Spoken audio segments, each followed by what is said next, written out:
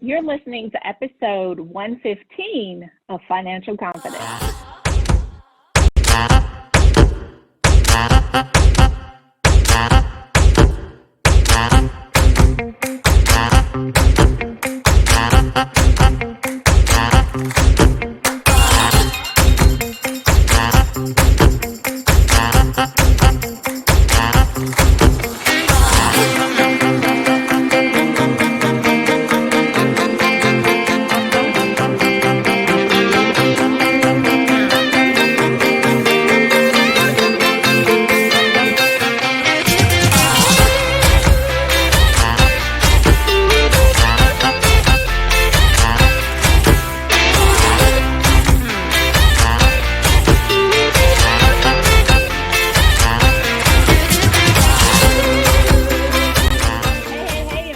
Financial Confidence, where we're helping you to make your money, keep your money, and grow your money so you can do the things that you're called to do. That's to build generational wealth and leave an inheritance for your children's children. I'm your host, Lynn Demons. That's Demons, no demons here.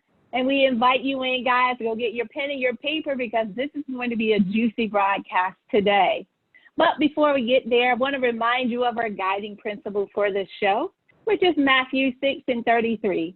Seek ye first the kingdom of God and his righteousness, and all these things shall be added unto you. We also implore that you pray over your finances so that you can be a good steward and do those things that you are called to do. So if you will, bow with me. Lord, help us to value the things in this world that are really valuable. That's our relationship with you, our lives, and our families. Help make us responsible stewards of your financial resources, and let us trust your holy word. Eternal glory is our son, Jesus. In his name we pray. Amen. Yes, guys, we're here for a super exciting conversation. We have a guest in the podcasting studio today, Miss Dawn Kennedy. Miss Kennedy, how are you? I am wonderful. Thank you. And thank you so much for hosting me. This is amazing. Oh, great. Well, we're so glad to have you. Guys, this is the serial entrepreneur on the other end of this line today. So make sure you have your pen and your paper ready, especially for those of you who are interested or you started your business, you just don't have those monies right. We're going to help you get that right today. Don't forget, guys, we do want to hear your money success story. So make sure you follow up with us at financialconfidence2020@gmail.com or call us and leave us a message at 470-236-8282. All right, so Ms. Dawn, I want my audience to get to know a little bit more about you. So if you will, just share what it is that you do as a serial entrepreneur, the Entree Money Coach. Thank you. So I'm a financial coach for small businesses, entrepreneurs, money coach, and I am also a consumer law attorney. So what I do is I help businesses get profitable and stay profitable because it's not what you make, it's what you keep, because you can have greater impact, you can give more, you can do more, and you can really expand your reach when you make money that is profit and not just income.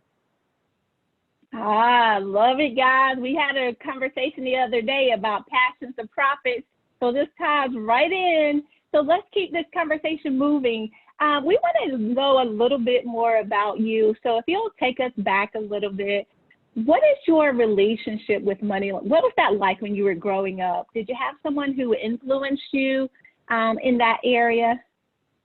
So that's a great question. I was thinking about this actually, and to be honest with you, we didn't talk about money when I was a kid. Mm-hmm. Our house was very hush-hush about, it kind of wasn't our business. And so, I didn't really know much about my parents' money situation, my grandparents' money situation, or anybody's money situation when I was growing up. And I believe in a lot of ways that added to some of the money mistakes that I made when I was younger, and some of the money mistakes I made in my first real big business where we were having a lot of cash flow issues because I never knew to ask anyone. I'm sure many of the listeners can relate because oftentimes this is the grown folks conversation, so you need to go, right? Stay in the child's place. So in thinking about that, then what was your first job? And do you remember what you did with that first paycheck? So my very first job, I was 12 years old. I had a paper route. So this is going way back. I'm a little bit older than probably a lot of people, but I actually had a paper route called Newsday, and I used to deliver papers. And my first paycheck would be, I would collect my $3 a week or whatever it was from each of my people, and I would get to keep the extra. And I'm sure I used it for clothes or something like that when I was 12. But my first Yeah. check kind of job, I worked for McDonald's when I was 14. So fast food was my first real kind of get a paycheck check kind of thing. But I had been working for over 2 years by then, running a paper route. Wow, awesome, awesome. So I can definitely relate. My first job too was working at McDonald's. Didn't last long, was only there for 3 days, I think. Maybe I made it a week, right? That was it. So I can definitely relate to that McDonald's conversation. So in thinking about that, so let's move on a little bit, fast forward a little.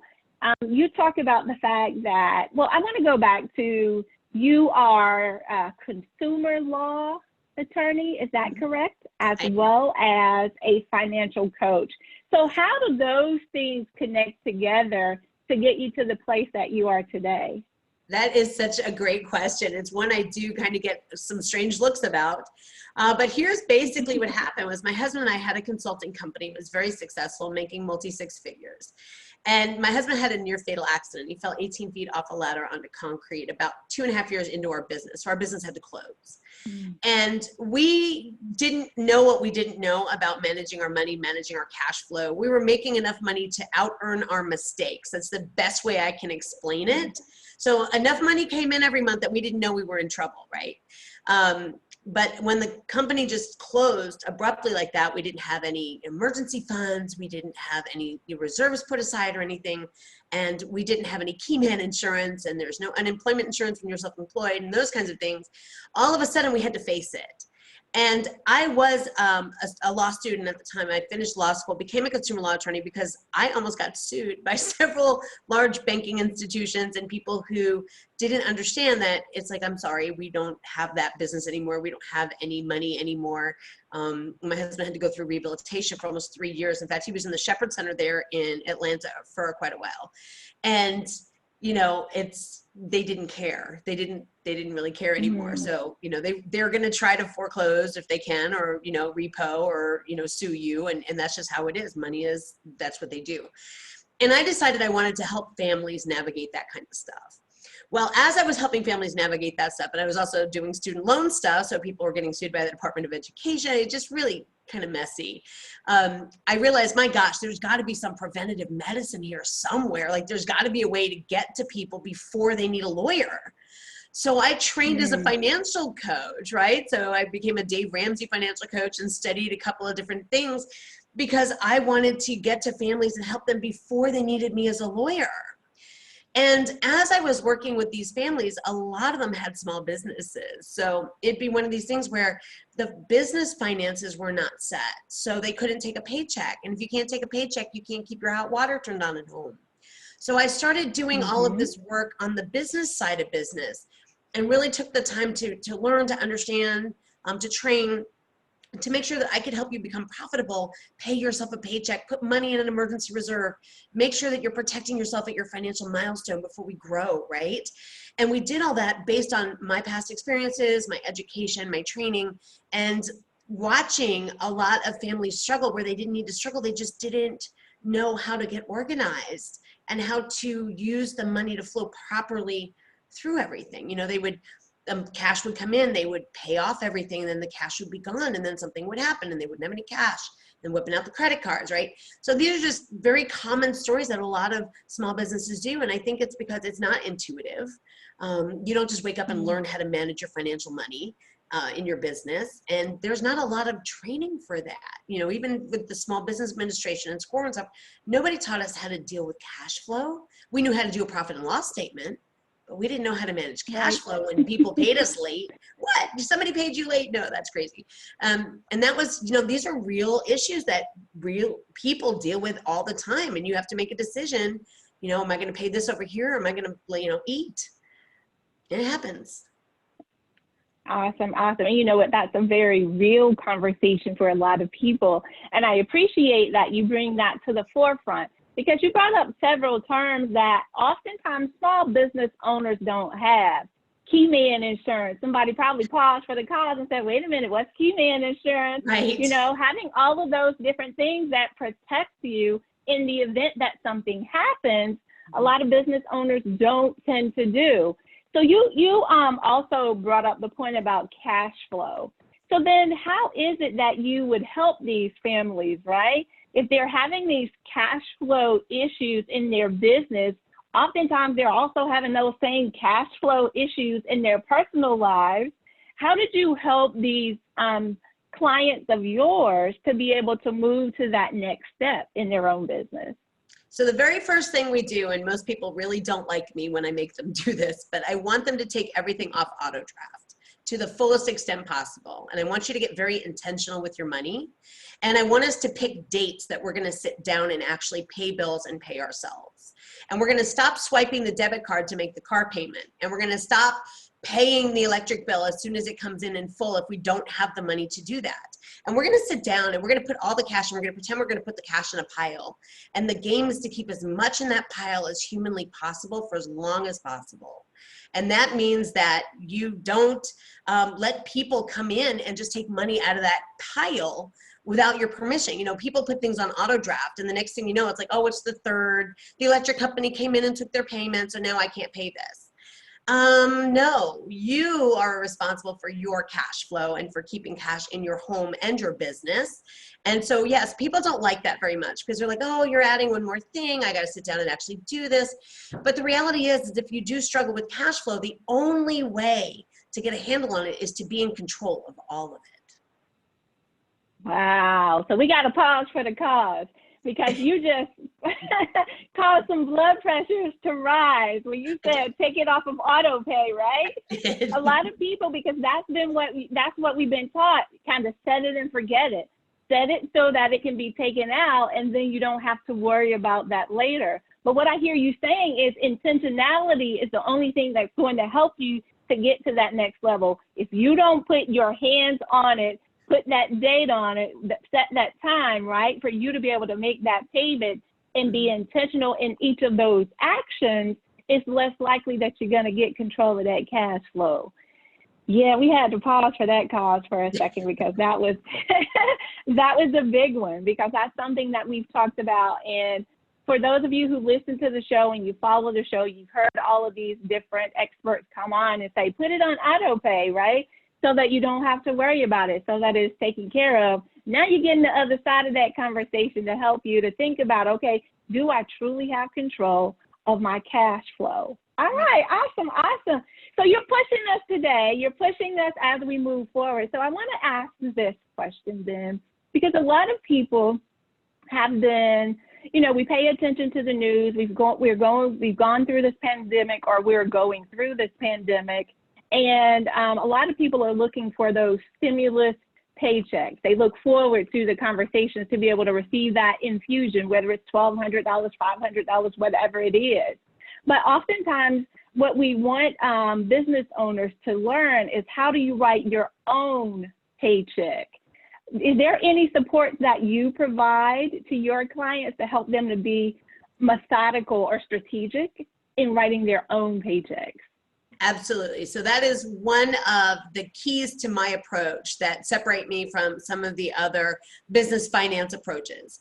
And that is that your paycheck is one of what I call the four walls. So you have four walls to protect in your business. You would protect what's inside the business before you protect what's outside. If you don't pay yourself, you cannot show up in the same way. Make the right decisions. You're not sleeping at night. There's a lot of things that are going on. And you need to be able to pay yourself a paycheck as soon as possible. And you can figure out what that amount looks like a couple of different ways. So some of my clients like to think about their own bills. What are the four walls of your bills? This is going back to Ramsey, right? Dave Ramsey's four walls. So your rent, your utilities, that kind of thing. What is that for you personally? And if we were to divide that number in half, how much would you have to take every other week in order to at least make the basic bills. The other thing I do is I have clients who make a little bit more, and we talk about a percentage of their salary. So let's say before you used to make, $40,000 a year. You would be able to break that down and decide what percentage of that do I want to take right now every other week and commit to that. So maybe you want to make, $2,000 a month as a percentage of that 40 you used to make. You would take a check every other week for $1,000 and your business would pay the taxes. So there's a little bit extra step in there about the taxes. You always want to make sure you're paying those. I had a lien on my house for $27,003 after the accident from the IRS. I don't play with them at all. So I always make sure that we include and pay those taxes. I'm pretty fanatical about the taxes. But you would go ahead and make that commitment to yourself, and you pay yourself every other week. And in fact, we actually call it entree payday. We pay ourselves every other Thursday or Friday.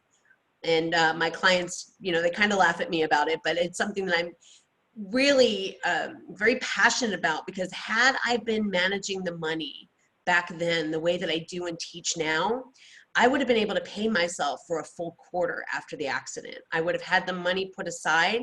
I would have stated, this is what I make.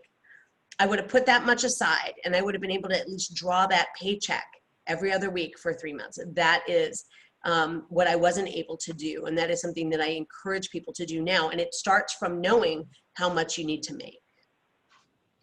Oh, awesome, awesome. So when we think about that then, and I'm thinking about, we've touched on the cash flow and writing your own check, and you touched a little bit on taxes.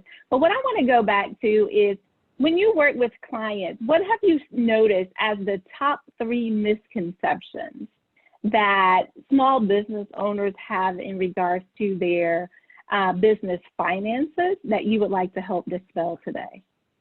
So the very first one goes back to set it and forget it, which I'm going to say that there's a point where when you're making enough that you have good margin, in other words, you're making a lot more than you need for your basic bills, setting it and forgetting it can take things off your plate. So there's nothing wrong with that. I'm talking about when people are starting up, or within the first few years, if they don't have a lot of profit margin, the way to control the cash flow if somebody pays you late or whatever is to make sure you're in control of all of it. So one of the things that people, I guess the misconception is that they can just kind of let it go, and they don't look at their numbers. They don't check their bank accounts. They just set it and forget it. And they believe that as long as money's going in every month and everything's coming out every month, everything is fine. And the reality is that's not the case. So there are things that we pay annually and semi-annually, and things that we set up and we forget about, and $330 comes out because we renew some subscription and we forgot about it some month, and it throws our bank account into a tizzy.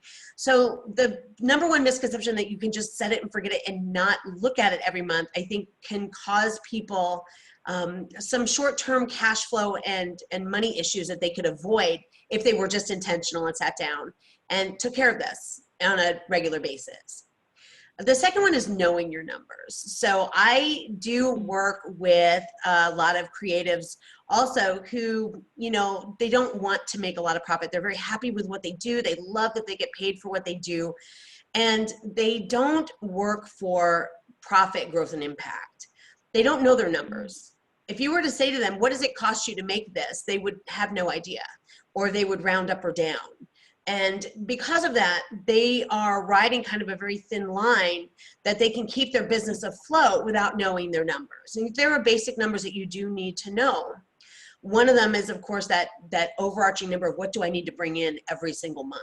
And the number of business owners that do not know what they need to bring in every single month, including their own paycheck and taxes, is a large percentage of the business owning population. They just don't know their numbers. They don't know what they need to bring in.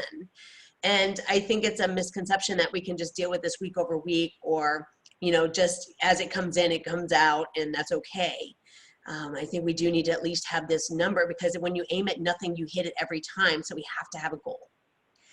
And the third misconception is you're just going to pay yourself from whatever is left over, and not create yourself a budget and make yourself a line item. And that does a couple of different things, and that leads to stress. And one thing about financial stress, especially in your business, that pours over. when we were having financial stress in our business, it was in our relationship. It was in our relationship with our children. It was in our relationship with everything. It was, the stress level was almost unbearable at times. And we can avoid that. We can avoid that by saying, this is how much we pay ourselves and this percentage has to come in and we have to do this. And you know what? We can always have contingency plans. So maybe I need to get a side hustle. Maybe I need to drive for Uber. I'm not saying that you don't do those things sometimes. Those are absolutely amazing opportunities for people who maybe are having a down month or haven't made what they need to make. But not having a number at all and just kind of putting yourself last, it's not good for the family. It's not good for the business. And it doesn't inspire you to get up every day and serve. A lot of people that I have worked with who were thinking about closing were closing because they felt like they couldn't make enough money. But when we really dug down and took a look, you know, they were paying their car insurance out of the business account. So they were making the money. It just wasn't organized and they didn't know how much they needed. So everything was done from a place of stress and panic. And I don't want that for anybody in business. Awesome. I love that. So, and that's going to speak volumes, I'm sure, to that person who is currently living in that place, right? That place of stress and panic inside of your finances. So what do you now do? How do you now become more strategic or intentional, right, with your actions to ensure that you are not only paying yourself first, right? You heard that before on the show, but how are you now being intentional, profit planning as well as cash flow? That's the conversation that we're having with you guys today here on Financial Confidence. Guys, don't forget, you can get freebies if you text to 312-487-3550. Our keyword is podcast SC. Get some freebies that are going to help you in both your personal and your business finances. All right, Dawn Kennedy. Yes, I do. I wanted to ask you, as we continue to have this conversation, so we're thinking about, so how do I get started, right? This is all great information. And if I wanted to start from, let's say, from the starting line, I know that my cash flow has not been where it needs to be. I know that I haven't been profit planning appropriately. What is my best next step as a business owner? So the very first thing is, again, to commit to taking things off of autopay and to sit down with that list. Now, a lot of online businesses and even some brick and mortar businesses are going to have some things that they have to put on autopay. I mean, there are some subscriptions for scheduling software and those kinds of things where it's, you know, $15 a month and you have to do that. I'm talking about, you should not be making debt payments by autopay. You should not be paying utilities by autopay, those types of things. I want you to sit down and make a list and decide what day things are due. And then divide those into like 2 different days of the month and decide that that's going to happen.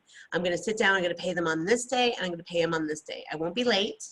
I'm just going to pay them on those days to make sure that I am maximizing my control over cash. And the next thing I would also say is to, you know, make sure that this to you becomes something that is a joy, that you are really doing this in gratitude and with a grateful heart that you are having this opportunity to sit down and do this. And I know that probably sounds a little strange because people are like, well, I was really grateful it was on autopay. Thank you very much. I didn't have to think about it.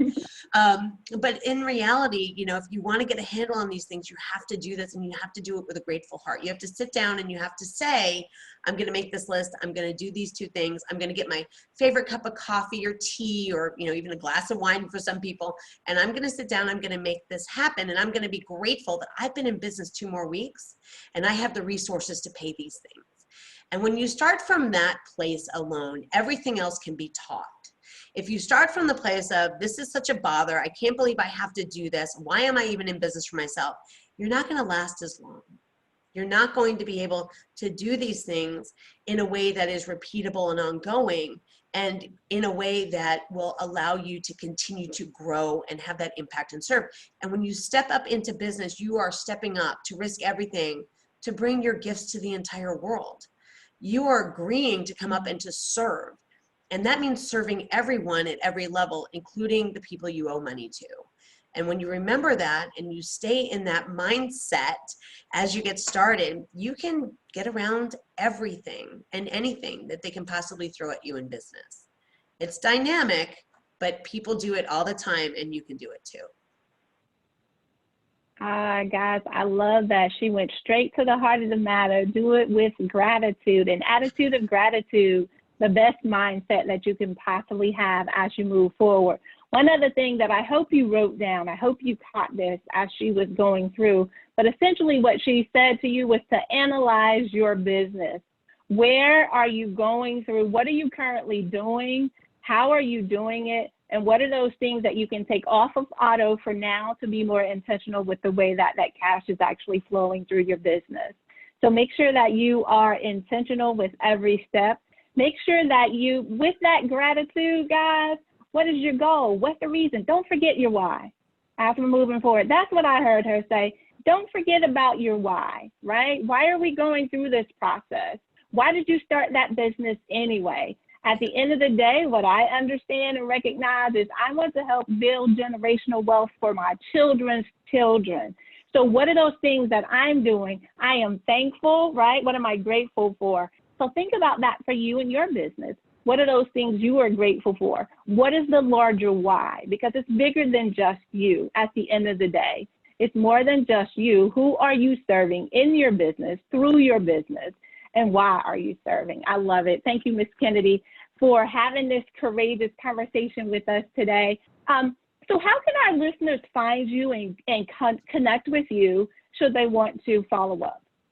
So they can go to the website at any time at Entre Money Coach, and there's some resources there. And if they hit me up on Facebook or Instagram, it's Entre Money Coach. So ENTRE Money Coach, because I serve entrepreneurs. Awesome. The Entre Money Coach, guys, you heard it here. Don't forget this courageous conversation. Go like, share, and don't forget sharing is caring. Share this information out to the masses. Also, if you have not subscribed to the podcast, make sure you hit the notification button so you'll know every week that we will be released. All right, new information will be released. We thank you guys so much for tuning in for Financial Confidence, where we're helping you to make your money, keep your money, and grow your money so you can do those things that you're called to do. That's to build generational wealth and leave an inheritance for your children's children. Any last parting words, Ms. Kennedy, before we go? Not exact. No, I love that. That is your intro, your outro, your tagline. That is exactly why we're here, and money flows to us and through us so that we can benefit others. I love it. Awesome. Well, guys, I'm Lynn Demmons. That's Demmons, no demons here. DEMMONS. We thank you so much for tuning in for Financial Confidence. We'll see you next week at the same time. Until then, guys, you stay safe.